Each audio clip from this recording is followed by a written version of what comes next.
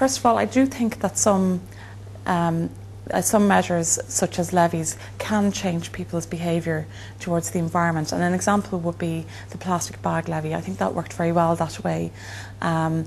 And I think the main reason it worked was that people were able to use alternatives. So they could use cardboard boxes, or they could use the bags which, you know, they would just reuse again and again in the shops, or they would carry them in their arms. So, you know, I think the plastic bag levy was a good environmental fiscal measure.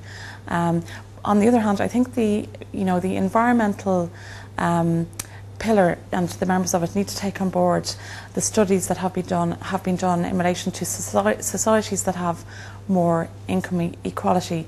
They have a better record on protecting the environment, and much of this is covered by the book The Spirit Level, which was published in Britain a couple of years ago, where a number of developing countries were studied over a period of 30 years, and a number of American states, and they were compared in terms of whether, you know, basically where they came in the scale in terms of their income equality or inequality.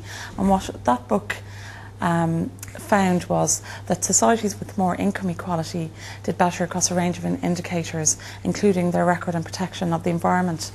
And that book argued that that was because in societies with more income equality, such as Sweden, people are less focused on consumption, and that they have more social solidarity, and they're more likely to work together as communities and so on to protect the environment. So I think it's very important that any fiscal measures to do with the environment don't in any way exacerbate inequality. In fact, they should do the reverse. They should be progressive taxation measures as opposed to regressive ones. They shouldn't widen the gap between rich and poor. They should reduce the gap between rich and poor. You know, I think that equality and environmental protection go hand in hand.